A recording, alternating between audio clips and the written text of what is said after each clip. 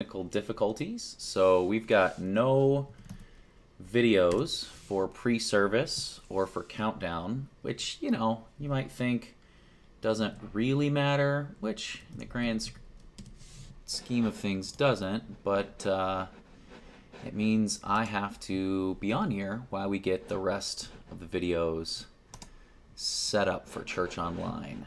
So I'm just going to click buttons and try to get this working in the next 30 seconds. Oh, no, please. Log in. Got 1 minute. So if you can see this on YouTube or Facebook, hello. How is everyone? I hope well. Add content.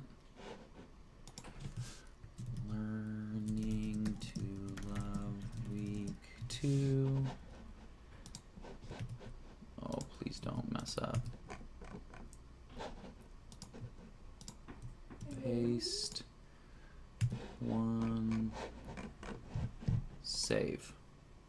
Let's see if this worked in time, as everyone is here and I am probably just talking to everyone. So yeah, I think this worked. But now, welcome to Icon.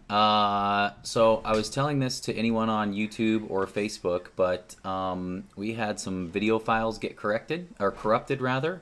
So we have no countdown video. We've got no pre-service video, at least until I can figure out what the problem is. And Kelly stepped away for one of the kids. So Kelly's going to be here in a moment to introduce this week, and but it's kind of me right now. So hello, everyone.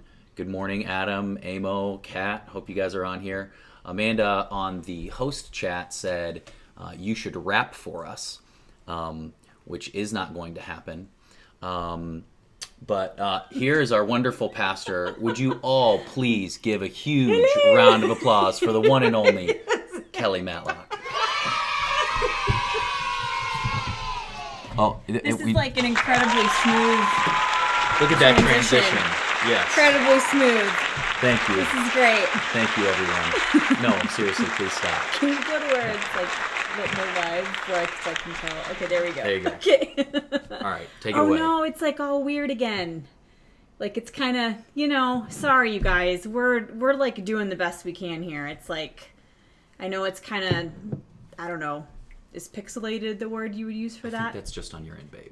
Okay, maybe it is. I don't know. Oh, so good morning, everyone. Welcome. Sorry no one got to rock out to like our super cool pre-service video. But it's fine. Everybody give it up for Dan for stepping in and can you give it up for yourself, or is you just only going to do that for me? Cool. Okay. All right.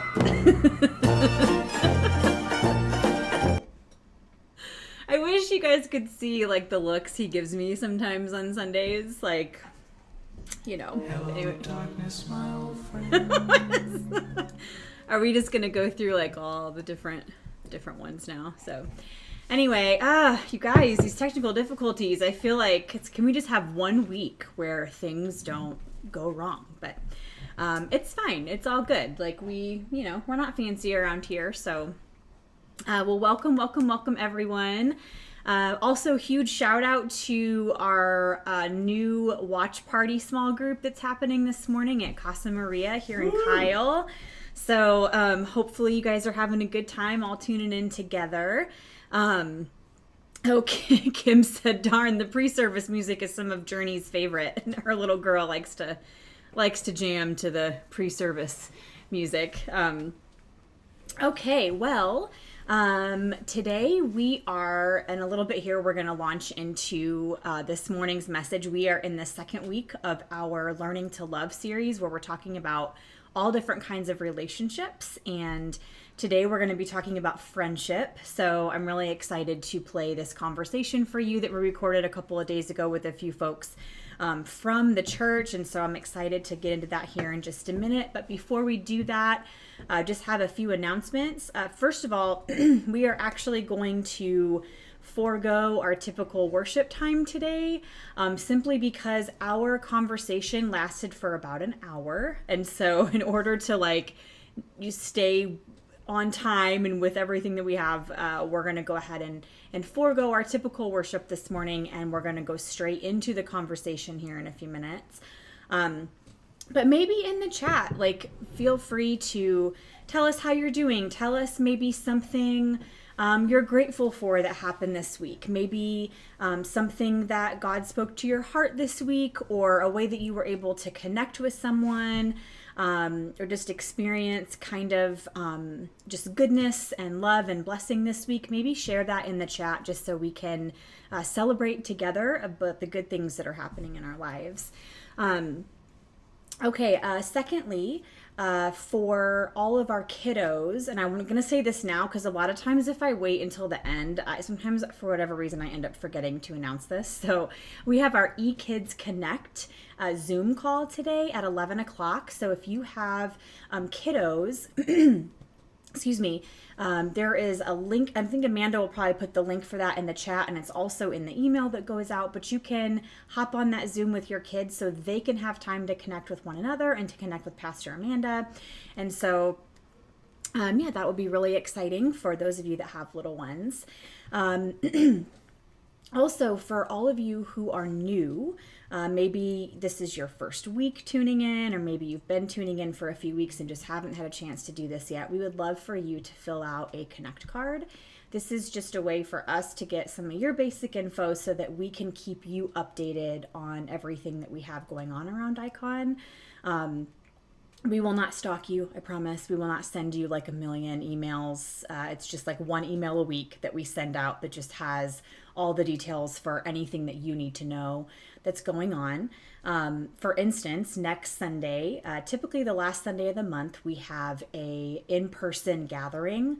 But this month, again, because, where we've been meeting, the kids are in an outdoor space. And because the month of February, you just never know what the weather is going to be. And it could be quite cold in the morning. So we're going to still meet for service online next week. We are not going to be meeting in person for the service. However, immediately following the service, at 11 o'clock, we're going to join up with all of the Watch Party small group people at Casa Maria, and we're just going to have a early lunch together. So anyone in the area, feel free to meet us over there, and also feel free to come and join that watch party. If you really would like to come and be a part of an in-person gathering, they gather, they have a computer, they watch the service together, and then we'll all meet up in person there to eat lunch together afterwards. So that is happening next week. And then lastly, for everyone who continues to faithfully and generously give to Icon, thank you, thank you, thank you. Again, and I say this every week, but we know that the way that the church continues is by all of us coming together, sharing our resources, giving what we're able, so that the church can continue and move forward. So thank you all for your generosity. And if you this morning find yourself in a place of some needs that you need met, maybe you are struggling to have enough money for groceries, maybe there's a bill that you need to pay that there just isn't enough money to pay for, please, we would love to be able to come alongside you and to help in any way that we can. We believe that the church exists to care for each other and to be a blessing and a benefit. So if that's you, if you find yourself you could use a little bit of extra support right now, send us an email at info@iconchurch.com so we can get in touch with you, assess that need, and see in what ways we can partner with you to help meet those needs. So, okay. I think that's all of the housekeeping details here, but we're going to go ahead in a second and go into our conversation today.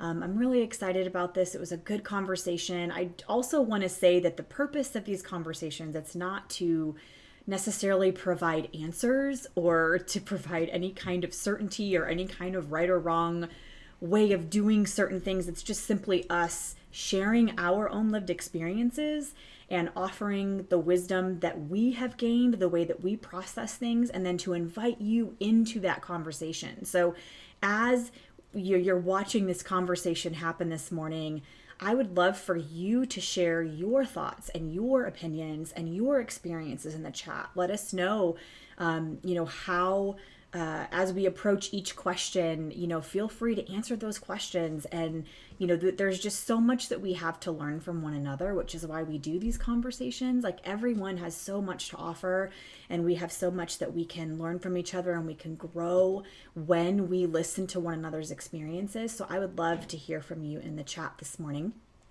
So now we're going to go ahead and go into this video, and at the end we'll come back just for a quick sec to say goodbye, and then we'll be done for today. So let's go ahead and watch this wonderful conversation about friendship. Well, welcome everyone to Icon Online. We're so glad that you're all here today. We are in the second week of our series called Learning to Love, where we are talking about all kinds of relationships and how we can engage in relationships. Last week we talked about our relationship with ourselves and how that is like the most important relationship, because if that isn't healthy, we're going to bring that into every other relationship. And so today we're going to be talking about friendship.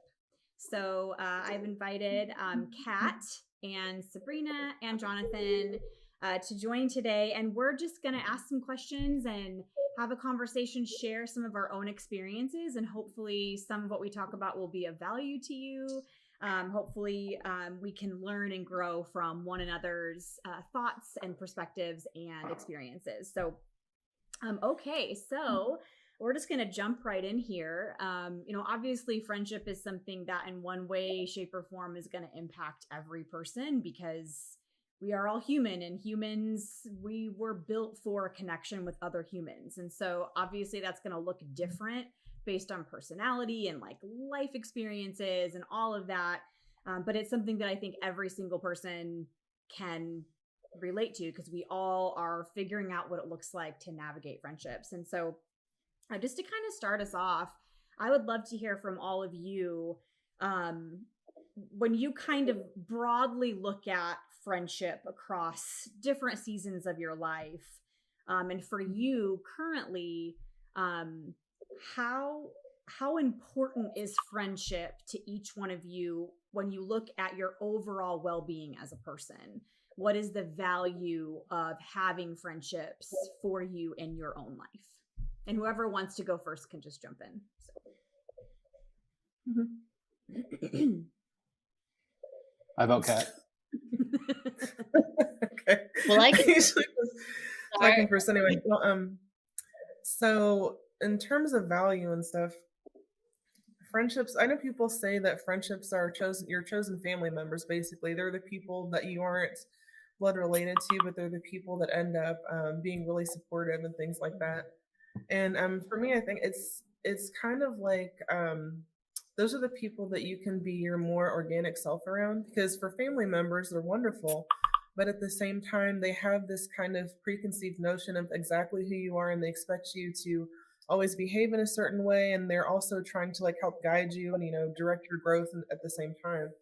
And with friends, they're there for support, but they're also just there to let you be yourself and to be more of a listening ear than to just kind of try to like help shape you. Basically, they say, "Hey, this is who I am. I'm already shaped. Do you like do you like this version of me? Do you think that we have chemistry in terms of that?" And I think it's definitely more of an organic thing. Like you're less worried about how you come off, I guess, to someone when you have a really strong friendship, because you just know they're gonna like take you as you are, basically. So it's wonderful. Yeah, that's really good.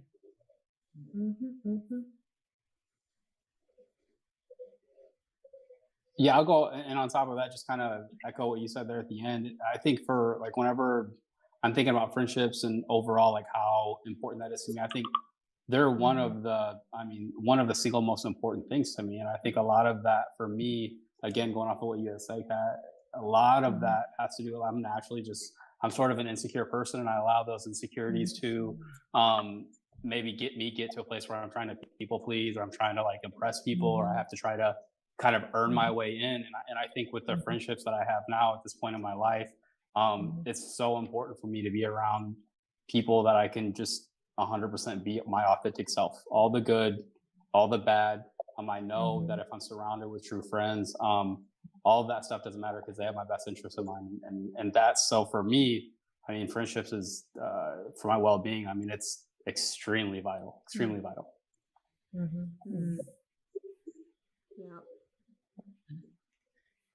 Yeah. I guess for me, I feel like I'm in the prime of my friendship life now. As I've been through seasons where it felt like I didn't really have any close friends. But now I just feel like I have such a great network of friends who I don't know if maybe this has to do with like my Enneagram style and like how I relate to people, but I feel like, I've got friends that I can relate to and need for different things, different times. And, I've got a really wonderful group of like 4 or 5 close friends that we've been friends for years, and that I can be, very vulnerable with. And then I have, friends who are just fun to hang out with and like have a laugh with and have a good time. But we maybe haven't reached that same level of depth yet. And yeah, it's just really vital to my life, to keeping me balanced as a person and I think stable and like mentally, emotionally well. Really depend on those relationships. Yeah, they are very good for mental health. That is a really good point, especially for people who are single and not married. They don't have this huge network of other people around them that they see every day or live with.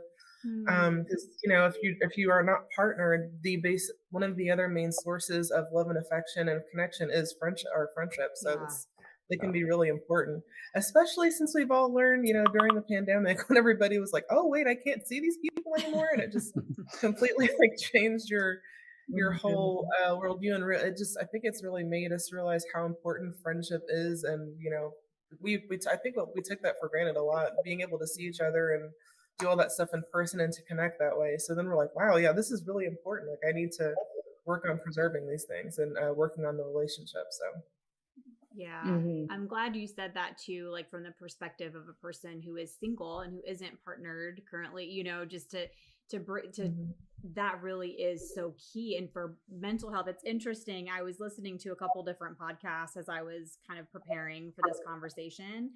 And in one of them, and I was listening to, it's the We Can Do Hard Things podcast with Glennon Doyle.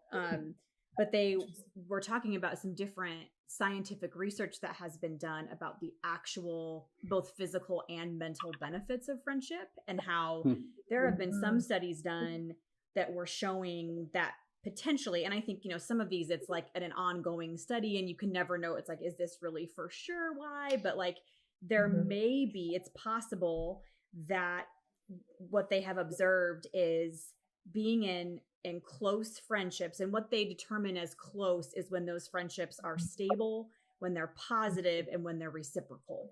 Those are kind of like the factors that determine this like healthy friendship, And it said when people are in relationships like that, it can potentially change the rate at which your cells age, because it lessens stress, and it gives you this sense of belonging, that it can potentially boost your immune system response. Like what? That it can possibly help with cognitive health. They did a study with elderly patients, and there was they were less inclined to develop dementia when they were involved in these healthy, life-giving friendships. So, and then obviously mentally, like we all know that like that ability to be in a space where you can be fully who you are and know that you're loved for fully who you are is like, that's like, I feel like that just does that like helps people with depression. It helps with anxiety.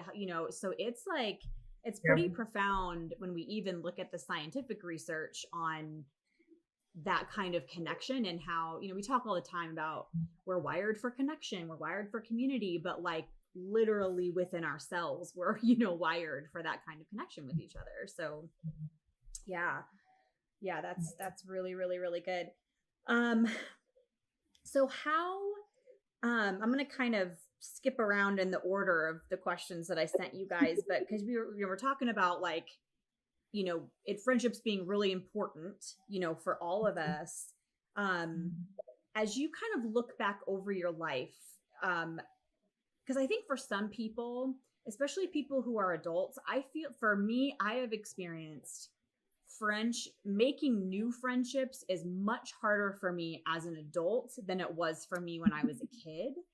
And that could be personality. That could just be because we've developed this, like, I don't know. Sometimes I feel like we get more insecure the older we get. Cause like when you're young, you don't know enough to be insecure yet. Like, it's just who you are is who you are, So how has the way that you've approached friendship in your life shifted or changed over time?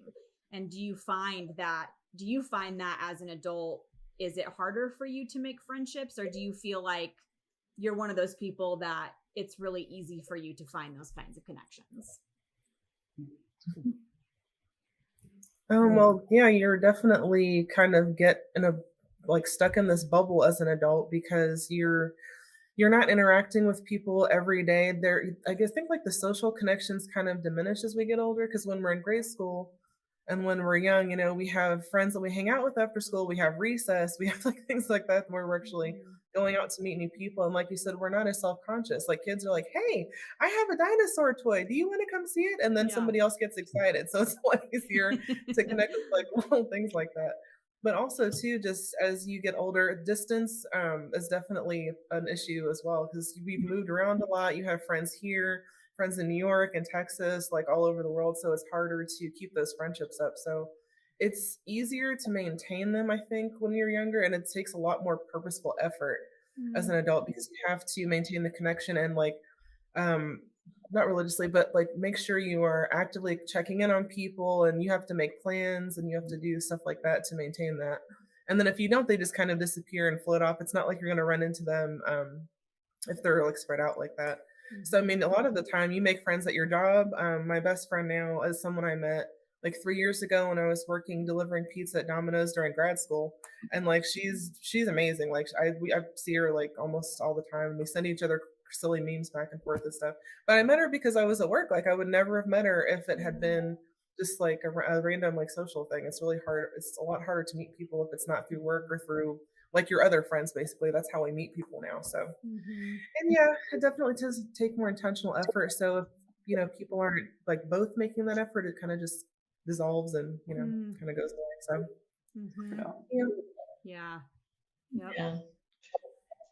yeah, we don't have recess where they throw us outside and you have to go play together. True. That sounds awesome. I want recess. Right? I want recess. I want the little ice cream pops back in the little carton. It's like, can we reinstate recess, please?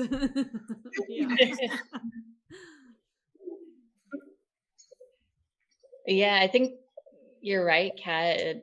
Yeah, proximity really plays a big role, in adult relationships. Like, I mean, even just over the past couple of years with the pandemic, I had a whole crew of people that we would hang out together at the gym, and we'd go out and like have monthly cheat nights together. And since COVID, like I hardly see or talk to them anymore. But then I have other friends who like I went to seminary with, and while we were casual friends at school, we didn't really become close until after we graduated. And since then, I don't know, we've developed really close relationships, and we've been more purposeful about Mhm. connecting and checking in on each other, like you were saying. And Mhm. yeah, it's, I think I've had to learn over the years, kind of that the ebb and flow of relationships. Mm, Um, and sometimes that can be um, a tough thing, but sometimes, Mhm. people are there for a time and a season. And um, I think that time and that relationship is valuable. Uh, Mhm. yeah, for sure. Yeah, well, and we also have more responsibilities too. I mean, as a kid, you have very little worry about everything, Mhm. anything, and then now it's like, oh my gosh, I have to work, I have to go to a job, I have to sleep, I have to find 8 hours to sleep, I have to exercise. Like I'm supposed to be doing all these other things. When am I supposed to find time to connect with people? So we definitely have that as well. But also, I feel like as we get older, we get to know ourselves more, and we basically become more fully formed as to who we're going to be. So those Hmm. connections become more specific because those personalities don't always line up. So you have to find someone who is compatible with like who you turn into. So I think that's mm. also why the connections kind of change as well. Yeah.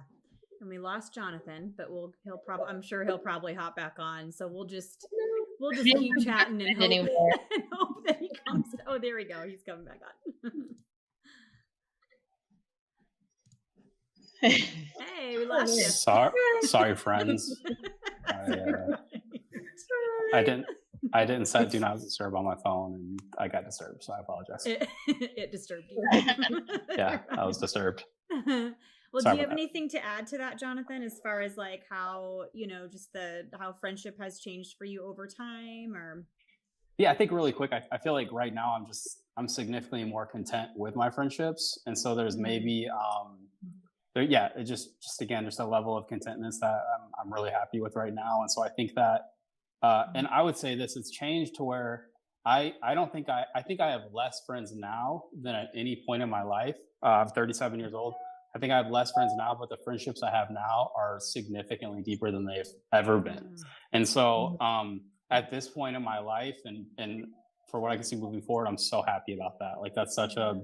like that's something I'm very happy about and I'm excited about moving forward with. And so I think just more quality over quantity Hmm. is an approach I feel like that I'm taking just kind of the older I get. So Yeah. Mhm. Yeah, for sure. I feel that too. I feel like I'm kind of in a sweet spot right now, and I think part of that too has come with the more that I embrace who I am as a person and am less afraid of what people think, and the more that I have seen my friends see me at my absolute worst, see all of the mess, and they're still there. Like, Mhm. that has brought me to a place where I just am, I think, feeling more secure and solid, in those friendships. And I want to come back to what Sabrina said, how there's like an ebb and flow of relationships, because I've experienced that too, where and like Mhm. Jonathan, when you said how you have significantly less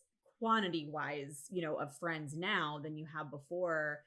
I mean, I've seen that too. Like I have seen, throughout my life, like it's funny when I look at like all the people who were bridesmaids in my wedding, um, I literally don't talk to any of them except for my family members. Like my two cousins and my sister-in-law were in my wedding, but all the other people that and it was never a I like purposefully shut them out, or it's just over time we just grew apart, and those friendships sort of they kind of ended, not like because there was a falling out or because we didn't like each other, but it just kind of happened that way. So how have you guys navigated that sort of the ebb and flow of friendships, and maybe even has there been a time where you've had to end a friendship that was either unhealthy, or there was, just something happened and the two of you realized like this is just not working.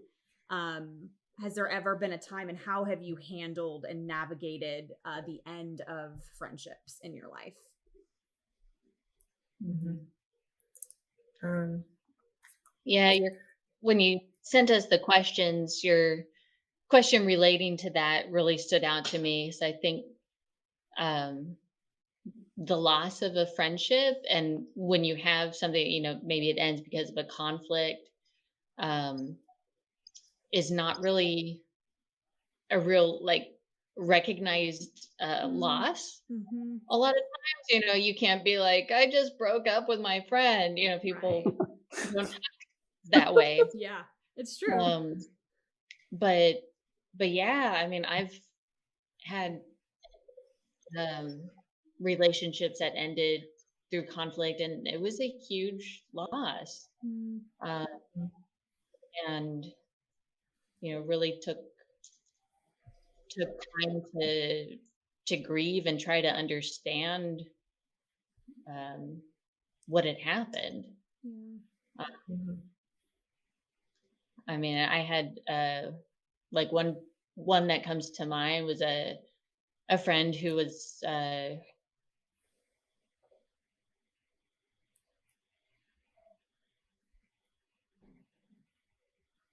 really close. Like we even spent some holidays together, and like but then we uh had a conflict. She got mad at me and stopped talking to me basically. And when I found out that she had passed away, that was, even after years of not talking, that was really hard, and just knowing that like we had never been able to resolve things.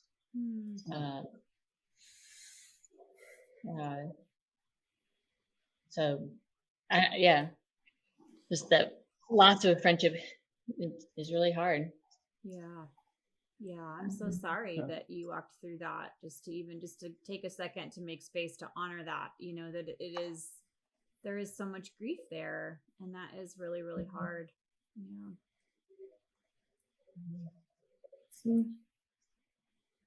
Kat or Jonathan, do you guys have anything to add as far as ever experiencing the loss of a friendship?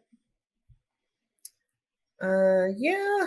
So, back to when I was working at Domino's, I met Jessica there, who I'm still like best friends with, and we still hang out all the time. But there was a younger girl that we started hanging out with named Chloe, and we would do like the whole girls' weekends and do like staying in a hotel and all of that. And we were super close for a long time. And then um, she was one of those people that would ask me what I thought, or would say, "Hey, what do you think about this life decision?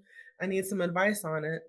And then I would, honestly tell her what I thought, of course, not in a mean way or anything, but I'd say, "Hey, this is what I think would be healthier for you, this is if you really want to know." And then she would get upset and say that I was being judgmental. So it just, I mean, it was hard because it's like I was really invested in her well-being, and I wanted her to, be healthy and happy and all of that stuff. And then I would felt like I got dragged into just a lot of drama that was going on. And so I was trying to be helpful, but at the same time I felt like it wasn't appreciated. Um, and so finally, I think last year we had this big argument, and it wasn't even related to anything important at all. I guess she was just like upset about some other stuff that was going on.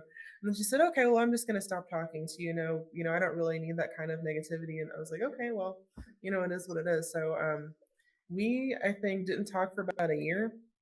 And then right before our mutual friend's baby shower, because I was planning the baby shower for her, she messaged me on Facebook and she said, "Hey, I'm really sorry about what happened last year. I was definitely kind of in the wrong." I said, "Well, we are different people. Like some people are meant to be friends for a while and then it just kind of runs out. And that's what happens because their personalities are too different, or just because they don't communicate well. Sometimes that's just what happens. So we're Facebook friends again, but we're not really as close as we were. Like we definitely don't share stuff anymore, like to the degree that we actually did before. So it's just that's the other thing too. Like in terms of reciprocal friendships, you have to find people who are going to put in the level of effort that you're putting in. And I put in, from my perspective anyway, a ton of effort, and it just was never reciprocated or appreciated. So at some point, despite like how much you might care about somebody, you can't you can't obviously change who they are. And if you are trying to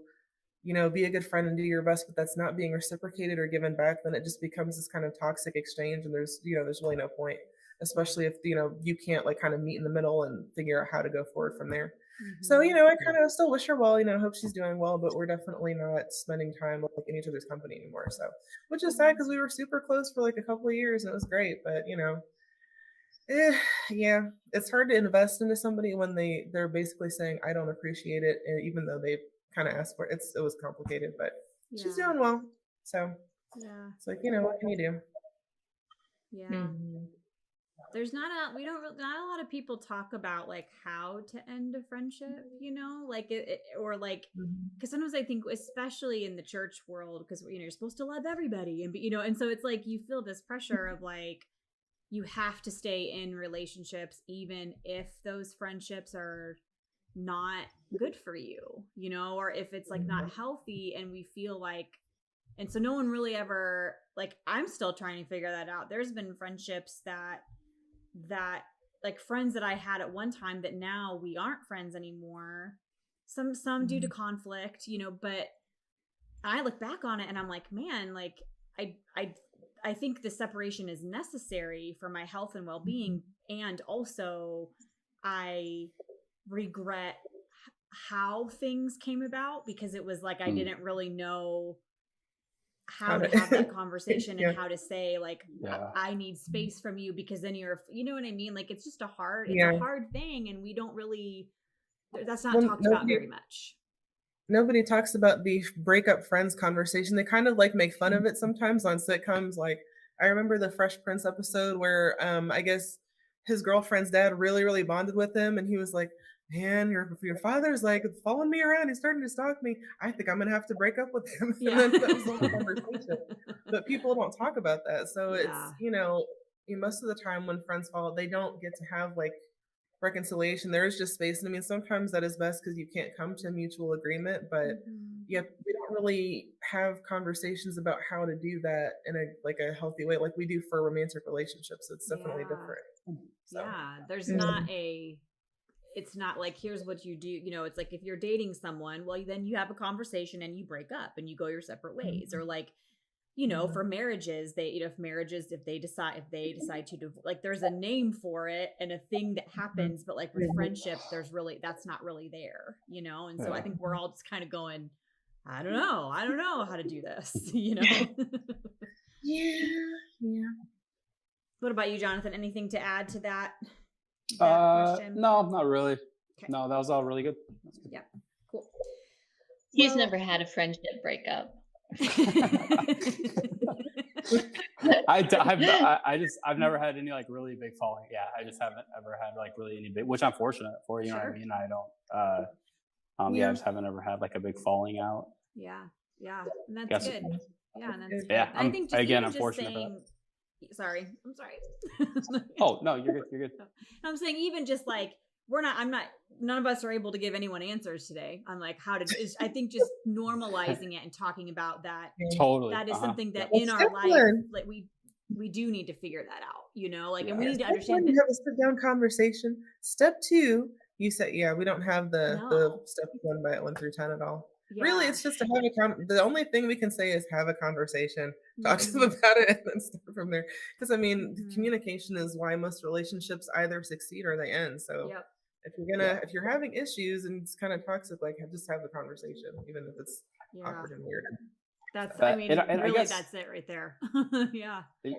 And I will say this, so I haven't ever had like a really big falling out necessarily. Like obviously as life goes on, you start to like life happens, you know what I mean? And circumstances changes and personalities change, and then different things get introduced in. So I think as time has gone on, there's definitely been relationships that I've just realized, hey, like I don't really like vibe with this person anymore. Like they're not really someone that, and so I don't think that that's a bad thing for anyone. I think the ending of a friendship sometimes can be a good thing, though it can be hard, it can be good, you know what I mean? And so I think that maybe looking at all of those things considered, like that's just sort of natural, you know what I mean? Like again, as we get older and as life happens, people change. Like I'm not the same person I was Yeah. 15 years ago whenever I was in a relationship with another person or whenever I had a friendship with another person. Like I'm a different person. They may be a different person. And so Yeah. it's natural. Yep. Yep. So normalizing it, you know, it's normal. And Yep. then I think what Kat said too, when I think most of us are self-aware enough to be able to look at a relationship and recognize when when a conversation needs to be had, you know, like having that hard conversation. I think it's just a matter of discerning for each of us, you know, when and if that's necessary. Yep.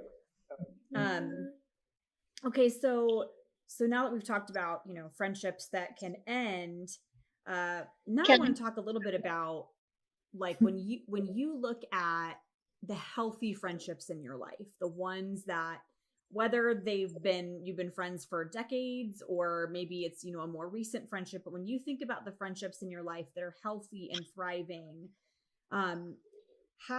how do you think it got there? Like, what are some things that you think are important in order to nurture and care for the friendships in your life? Like, what are some qualities that you look for in a friend? What do you think are some qualities that you need to have in that friendship in order to nurture and care and to keep that friendship strong and healthy?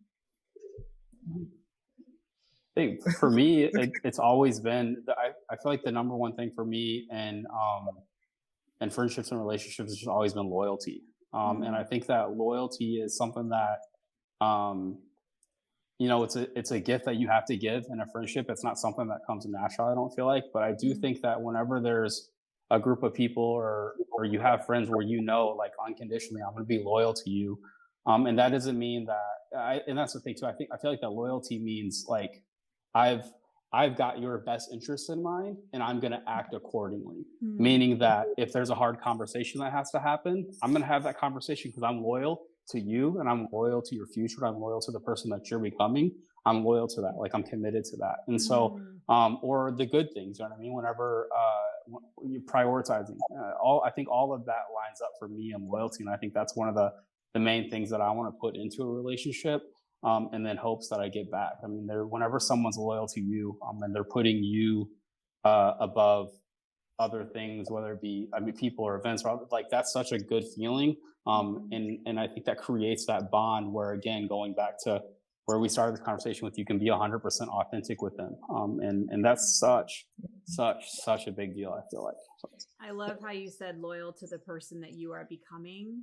Like, because that right there, like when you have a friend that is still your friend, even though you've changed and even though like maybe you've shifted on the way you see the world, or maybe you've changed your mind about things, or that they can still like be committed to seeing you become the best version of yourself. Like I love that. I think that's really beautiful. Yeah. And something I wanted to bring up is vulnerability. I think that's a huge thing in friendships, especially, you know, just if you want to deepen that friendship, or in, you know, having some depth, that there has to be some openness and vulnerability to like show your weaknesses. And I think that's hard. I mean, it's hard for me, even with like some of my really good friends. I was talking to one of my friends a couple weeks ago, and you know, was just like talking with her about some loss and grief I've had, and you know, and then I apologized. I was like, sorry, like I don't want to put you in the position of like being my pastor, because she's a pastor also. And she was like, no, like that's what friends are for. Like that's why I'm here. And so, you know, I still have to like remind myself, like it's okay for me to kind of put that out there, you know, and let one of my friends bear that, I guess, and be present for that. Yeah. Mhm. I think I've always have like tended to be more reserved and like be the one to take on for other people, and it's much harder for me to open up and be vulnerable Hmm. in that same. Mhm. Yep. I feel that. I feel that. Yeah. Well, yeah, you have to find someone that you can be open and honest with because I'm a very like open person. I automatically share, and for people who are, I guess, are more conversational, it's easy for me to connect with them because we're developing this. Basically, you develop a connection through conversation as you get to know somebody, but it also has to be an honest one. Like you have to be willing to, I guess, share parts of your lives. And I mean, it does take time. Like you're not going to just tell somebody your deepest, darkest secrets right away. But at the same time, you have to be open to letting them see who you are as a person, otherwise the friendship isn't genuine. And if it's not genuine, then it can just, it can become a toxic one. So that's really pretty important too. Yeah. But also, I like what Jonathan, what you were saying about being loyal to who they're becoming because people do change. Yeah. And like in terms of ebb and flow of relationships, one of my like childhood friends, Nevi, I've known her since I was in like third grade, and we were in Girl Scouts together and stuff, and hadn't talked to her for years. And then I invited her to my wedding like 4 or 5 years ago, and I got to see her after like decades, which is really Wow. cool. So we reconnected there, and then she came to like on a trip with me a couple years after that. So I finally got to see her. So now we're talking again, which is great. Like we reconnected and everything. So that stuff does happen as well. And then I don't think we were really around each other enough when we were younger to kind of like talk about sexuality or anything like that. But she actually is dating Maddie now. So, and I kind of saw like their friendship on Facebook, and my question was like, they're super cute. Like, are they dating? Like, what's going on? But yeah, like, so my view of her, of course, has changed, and she's changing, and she's still figuring out who she is. But you have to have your good friends are going to be supportive of you and how, in terms of like watching you grow and change into who you really are and who you're becoming. For the relationship to last, you have to kind of grow together and like leave space for each other to do that. So it's pretty Yeah. cool. Yeah. I love that too about you saying leaving space for each other to do that, because like, and there's definitely a balance there between, I think sometimes we grow apart as we change, and I don't think that's necessarily a bad thing, but I think there's a difference between just simply growing apart because your lives kind of go in different directions and someone not being able to handle the ways that you've changed, or like maybe you once agreed on something and now you disagree on something. And, so there's a difference between like, so you feeling like you can't trust who you are with someone and then just naturally growing apart, and I think that like leaving that space for people, like when I think about my closest relationships, my husband included, like there's so many times where I'm like, I just feel so lucky that we are still together because like we're so different from who we were when we got married. And even with my friends, like probably my closest friends, we've been friends for like almost 20 years, and none of us are the same people. I mean, Jonathan would be one of those. I mean, Jonathan and I have been friends for like almost 2 decades, and like we are not the same people we were, but like I just am so appreciative of those friends that as we've grown and changed, it's like we have created space for who those people are becoming and have said, I love you no matter what, and I think that's so important. So I think for me, probably one of the biggest things for me in friendship is trust.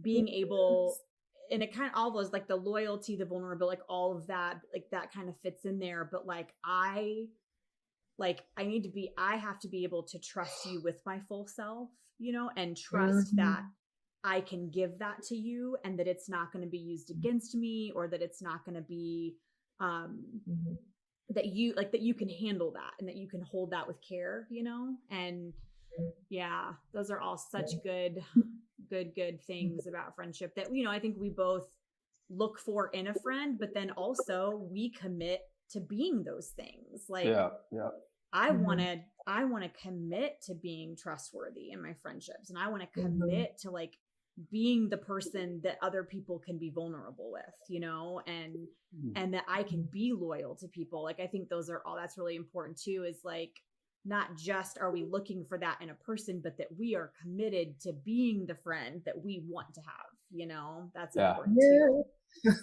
Yeah. Yeah. Yep. Yeah. Let's see here. Let's Can- maybe, were you gonna say Sorry. something? If I could jump in and pose a question. Yes, please. See. I was wondering what y'all think about, especially when we talk about in relationship with our faith and loving other people. What do y'all think about, like, do we ever have a responsibility to be someone's Mhm. friend? Or like a moral, I don't want to say obligation, that seems a little too strong, but kind of a just responsibility or like calling. Ooh, Sorry, That's a really that good broke up a little bit. A responsibility to be what? To be someone's friend. Oh, okay. Oh, you mean like for someone you don't really get along with, do you feel like you should still be their friend anyway, or in terms of like giving them guidance on something? Just in general, I mean, it could be someone that you don't really like that much, or I don't Mhm. know, like kids are told, like, sit with the kid who's all alone, and like, right. Mhm. is that fair to, request of somebody? Mm, Um, Mhm. or, I That's know a- a lot of people since COVID, that strained a lot of relationships and sure. like Mhm. a lot of friendships, and like, you know, do you need to still be friends with somebody even if like they're saying stuff that is wrong and harmful, and Whew. Oh, but no. maybe you Mm-mm. influence them? I don't. No. I think No, I I'll protect say that my peace. I think it's hard. I definitely think it's hard, and it can get really manipulative really fast if you're like, hey, your responsibility is to be a friend, to this person, right? Like that. There's like some things there that, again, if you're looking at it from a bunch of different angles, there's probably a lot of nuances to this question too. But like, I think more so as a responsibility to be a friend, like I think maybe more of a responsibility to be friendly, right? Like if you're, and I think if you're just being friendly, there's no expectation there for like the party to reciprocate back what you're doing for them, right? Like, and so I think that again, if should we have a responsibility to be in friendship with someone, that's a little tough. But I think feeling a level of responsibility for being friendly, maybe for trying to do your part to speak into a relationship. But again, I think the difference with those two things is one of them has expectation coming back and one of them doesn't. So you just want to be really careful and manage those expectations, maybe. That's a good thoughts. Yeah. Well, I mean, for me, like, life is short, and if somebody is there's a difference between a friend who is or a potential friend who says something harmful and then apologizes for it or changes their attitude when you let them know that what they said or did was harmful. There's a whole other this thing. It's a whole other thing when they're actively doing things that are purposefully harmful and they know they are to your person. Wow. So if it's that kind of relationship, then no, I have no responsibility whatsoever to keep someone like that around Yeah. me or the people I love because my mental health is valuable and life is short and I don't like toxic energy. Like if I mean, basically, like you said before, you are trying to be a friend to someone else, but you also have to have that reciprocated. And if they are saying a lot of things that are super harmful, then and they're repeatedly saying those things, then are they really your friend? Like are they really worried about your well being if they keep doing that? You know what I mean? So yeah, I no, I don't do that. Like I guess it would also depend on too on how that works. Like if Sabrina, they're constantly bringing it up or something, and it's always in your face. That's like a really conflicting, like kind of toxic exchange. But if they just have a view that is just different, and they're not actively trying to like put it in your face all the time, then I don't know. That's complicated, It is complicated. but yeah, I don't know. It is. I Yeah. No, like somebody said, ain't nobody got time for that. Like, if it's toxic, it's toxic. Like, I can't. Like, there are people, Yeah. you want to surround yourself with people who are going to be invested in your well being. And if they're like that, then they're obviously not. So, Mm, yeah.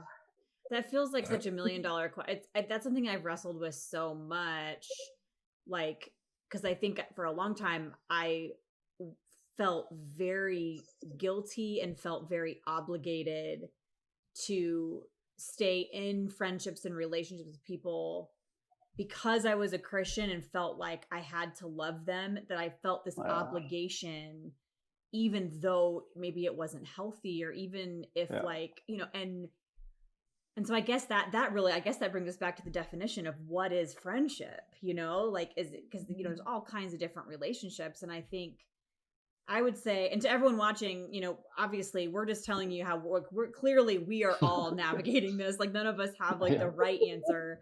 But I think for me, as I'm navigating this, is it's like, I think for me, there's a difference between people who I am in friendship with and then people who like maybe I don't trust them on a level to like have this reciprocal mutual friendship, but I still feel challenged to be present in their life and to love them and to show them kindness and to care for them, but not necessarily on that level of friendship, because I know that like that because I know that like I can't fully trust, like them having my best interest at heart. So that's I think that's where I'm at in navigating that process, because it is tough. Like, I don't want to cut I don't want to like give in to like where I'm cutting people out and like canceling people, to where I'm saying I don't think you can ever change, or that you're irredeemable. But I think there are some people that I can look at and go, I just can't, like, I can't trust them enough to let them in on that level. And I hope that's okay. I think that's okay. I think Well, I that's mean, okay. That's really good. pretty Chloe. much where Chloe and I are now. Like we have, I mean, we talk. She like likes my posts occasionally, but I don't trust her. I don't trust her ability to be honest enough with me in the moment to deal with an issue for us to have a real relationship. Because I feel like the effort would be wasted. So surface friendship, like still praying for her, hope she's great and everything, but I don't have the energy or trust in her to be able to take it back to where we were before. I don't. So Yeah. it's kind of like hey, you're awesome. I hope you're doing really well, but I'm gonna stay over here. It's Yeah. just kind of the way it is. So, yeah. Yeah, Sabrina, I'd love to hear your thoughts on that too. Like, and you might just say, I don't know, I'm trying to figure it out too. It's a tough one. Yeah. There's so many different situations like kind of going through my mind where like, one person who we've been, I'll just say friends for lack of, a better term, for years, but it's always been very one-sided. And, I know that it's always all about her.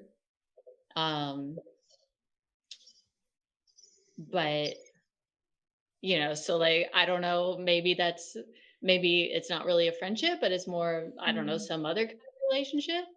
And then there's kind of the relationship with like, an older person in my life who is lonely and has very few relationships, and so like feels is like, oh, you're such a good friend to me and stuff, but then she'll go off and say things that are harmful and racist, and I have to push back on that. But it's like, do I really want to see that person again? If I don't have to? Yeah. I don't know. But then I hear, there's like stories of transformation of like, this person was a friend to this person, and like over time they they changed, but I don't think we can't carry the responsibility for changing somebody Yes. also. Yeah. Yeah. I don't know. Yeah. It's tricky. It's so tricky. It's Yeah. so tricky. But I do think, at the core of all of it is making sure that we have healthy boundaries in place with those kinds of Mhm. relationships, where it's like, we have to, like Kat, like you were saying, like you can't, life is too short to stay in a relationship with someone who's causing you harm, and you are worth more than that. And, I think, Right. and to think that, I know for me, because again, man, there's been so much, I had to undo so many ways of thinking of like having this responsibility to like stay in a person's life, to be the one to Mhm. change them.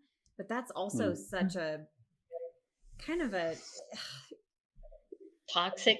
toxic and supremacist, Yeah. I'm not anybody's Yeah. savior, nor can I Mhm. like fix people, and that's not really the Yeah. point. And so it's like, I guess if it comes to a point where, if I'm looking at my own, like Kat, like you said, my own emotional well-being, if staying in a relationship is detrimental to that, I think at that point, I have to understand that I'm not the one that would change them anyway. Like, I don't, you know what I mean? I'm not anyone's Yeah. savior. So yeah.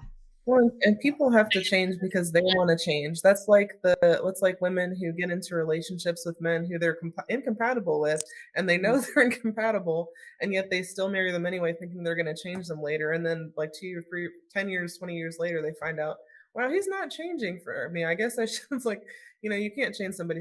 They have to be willing to do it themselves. It's why, like with relationships like that, when, like Sabrina said, somebody's saying something harmful, if they're actually willing to have a conversation about it, and they're taking in what you're saying, then there's definitely potential there. Like, that's maybe not someone you cut off. But if they're just kind of set in their ways, and they're really just comfortable where they are, and they're comfortable with just doing stuff around you that is like damaging to you, then that's when it's just kind of time to call it quits, or at least put some space there. Yeah. So Yeah. Makes sense. Sabrina, what were you going to say? Yeah, I think I've had thoughts going in and out as we've been talking, so I was like, oh, I finally got it. I do think the one, maybe, one situation where I think maybe we do have a responsibility to try to be friends is, like, I think we do need to try to push ourselves to be friends with people who are different from ourselves, um, or in who we might not initially be drawn to.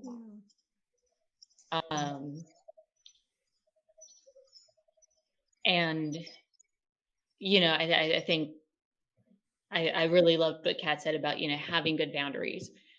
There's certainly got to be good boundaries in place with that.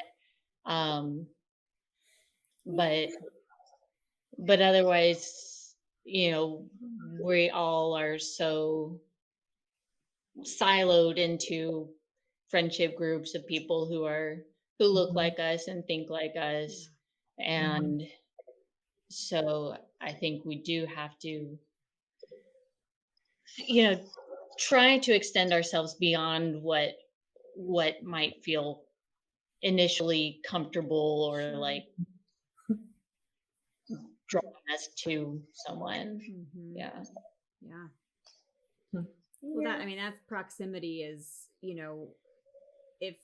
if we're going to talk about when it comes to our faith and friendship and what that looks like, and like loving our neighbor, and I think really what changes people is when they're in proximity to people who are different. It's what helps us have empathy and compassion when we're in relationship with people that we think differently from. Now, again, if they're causing harm, I'm not going to tell someone who's queer, well, that means you have to be in close friendship with someone who constantly tells you that who you are is you're sinful or going to hell. Like, I would I'm not going to tell a Black person, like, you need to be in relationship with someone who's like clearly there has to be, you know, you have to protect yourself and your peace and your well-being and all of that. But I think there is something really huge to be said for that, for like making sure that we are intentional about trying to develop friendships with people that are just, that we're different from, that we have different life experiences, that we see the world differently.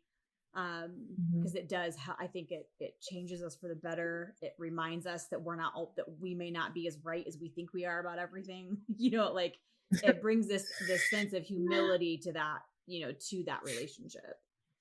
Yeah. All such good points. And I think maybe the responsibility more falls on, I guess, the person with privilege, I would say. So like, yeah, I wouldn't want to put it on, you know, on people of color to like, you need to have white friends, but but more, you know, for white people, like, hey, you need to extend your circle to include people of color. And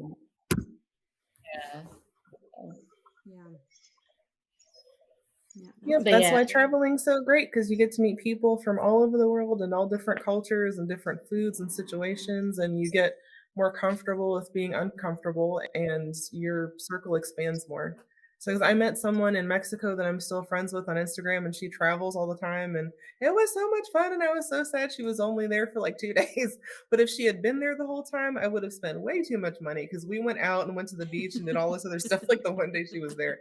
So I'm kind of glad she left, but it was so much fun. So yeah, you get to meet more people too if you just kind of purposefully step outside of your bubble and kind of expand your boundaries a little bit. Yeah. Plus, it's lots of fun. It's good food. So. Yes, this is so true. Well, we are like approaching an hour right now of conversation, which, you know, is fine because everyone had such great things to say, but we'll go ahead and kind of start to wrap this up. Does anybody have any, and if not, that's totally fine, but does anybody have any just kind of last thoughts that you want to leave people with when it comes to, you know, this idea of friendship and how to navigate that in our lives?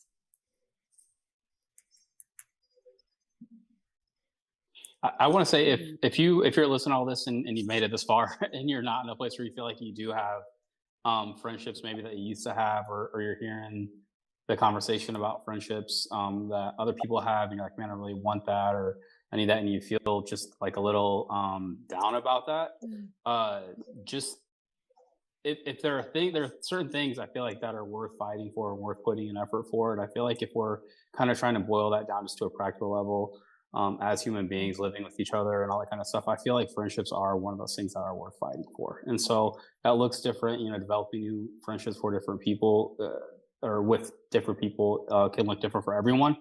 But I feel like there are a few things in this world worth fighting for. And I feel like a valuable friendship, a life-giving friendship is one of those things. So if you're discouraged, if you're in a place where you don't really have that, I would just encourage you and challenge you to really try to fight for maybe rekindling old friendships or trying to find new ones. As hard as that may be, it's so rewarding. So yeah, agreed. I think that's a great way to cap it off. So, all right. Well, thank you guys all so much for hanging with us for an hour, and thank you, Kat, Jonathan, and Sabrina, for sharing all of your thoughts. I appreciate it. Cool. Have a good week, everyone.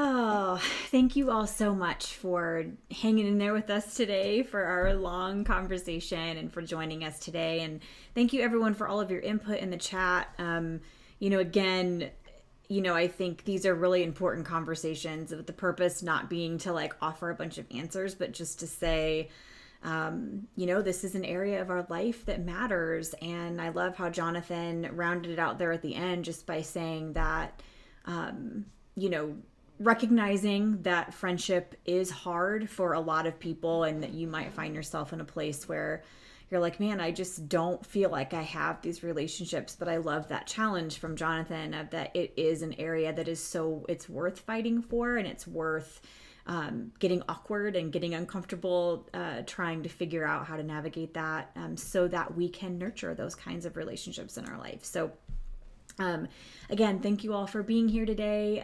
Just another quick reminder that next week, we will not be gathering in person for the service itself, but immediately following at 11 o'clock, we are going to, all of our local peeps are going to meet at Casa Maria in Kyle to have lunch together. And if you want to join with people at an in-person service of sorts, you can join the small group watch party. They meet at 9 o'clock at Casa Maria and they watch the service together, and they have some, you can order some delicious breakfast tacos or whatever and be able to have some community with some other folks and to watch the message. So love you all so much. I'm so glad you were all here. Hope you guys have a fantastic week, and we will see you right back here next Sunday.